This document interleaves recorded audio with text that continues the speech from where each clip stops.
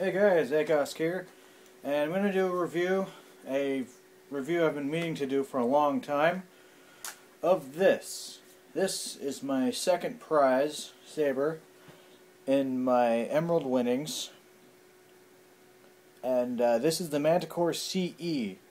I got this for the sole reason that this is a Maul-inspired design. You can kind of see how it would be Maul-inspired, and this is like a little bit of, if this was like, this part here did not exist and it was just flush up against here, that would be very Maulish. And the way the buttons are held on here would be exactly how I would hold it on its actual staff, or the button versus this. But other than that, I can get used to how this is held. In fact, I can hold it completely like this and it would have no, there'd be no problem with me holding it. Alright, so let's light this guy on. Whoa. Well, I never thought that would happen. Apparently this is really functional. Yeah, so I got this in red, and I had it with orange, pulse, and white flash on Clash. I've removed the pulse because none of my other sabers have it, and I felt that it was, I don't know, it's a personal decision, but I do still have the silver flash on Clash. And in case you were wondering, this is the episode 2 Count Dooku font. Alright, so,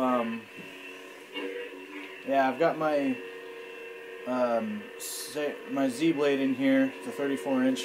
Works well with this saber.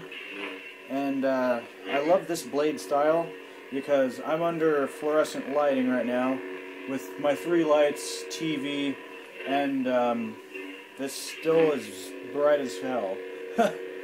Yeah, so yeah, let's see what this looks like with the lights off. Yeah, this is technically you could call this right now what I have in here Pyrostone Orange. As this is the exact same settings that somebody said on the Saber forum when doing emerald mixings. So I followed that and sort of, I did have it with less green, but I think I like this better as opposed to standard red. I mean, this is really a very menacingly orange-red saber. I mean, I love the way this looks. This looks great in other blades too, but I'm just going to focus on the Z-blade for now. Yeah, so this sound font is Count Dooku. It's got pretty much the full set of sounds, and it's got 2 different lock-up sounds at the moment. I would do different sounds, but at the moment I don't see a reason to have like force pushy sounds or anything. I was considering having the episode 1 by Ninja Jesus's the bit from the song on here, as this is a very Maul-inspired design. I don't think I'll be doing that because what's wrong with just having lockups? Alright, and continuing on with this, this is a very comfortable saber to wield. I have fought with this in several duels, and it's held up very well. Let me go over some scuffy marks I've on here. This mark, where is it? Oh, there it is. I can't find it. Oh, yeah, this mark here was done somewhere during shipping. I have no idea why. And that, you can kind of see what happened there. That plus some other pommel scuffings and some other scuffs as well was done when I was spinning it and lost control and it fell onto a gravel. It fell onto a gravel dirt, my carport. But yeah, this has held up nicely, and you can barely tell even just looking at it now that this is great. I did have to modify my Z-blades a little bit because currently the black tape on one of them, they both used to look like this, but because I wanted one at least one of them to work in my Manticore, I slightly moved up one section of tape to where it does not show on here.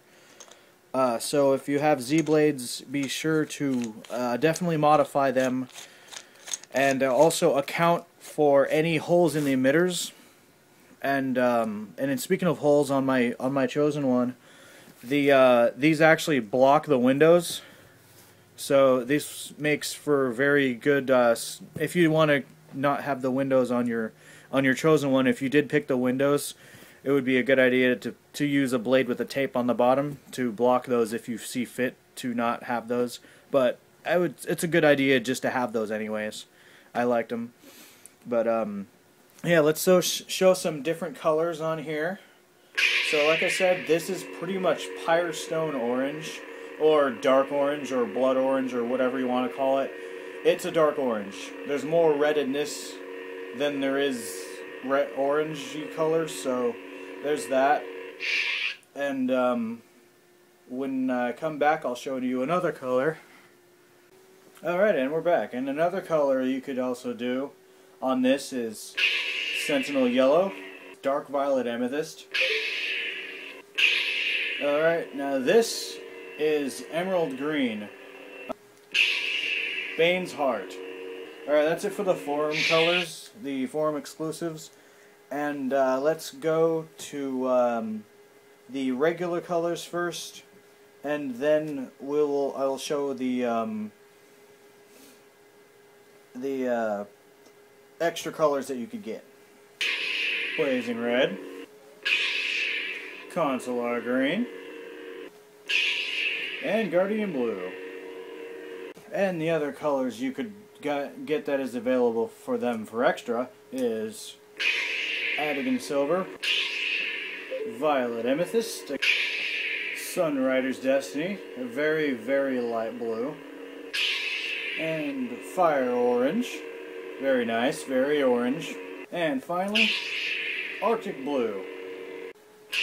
Oh wow, if I have to change my saber colors that many times in a row, I think I'll give myself tendinitis.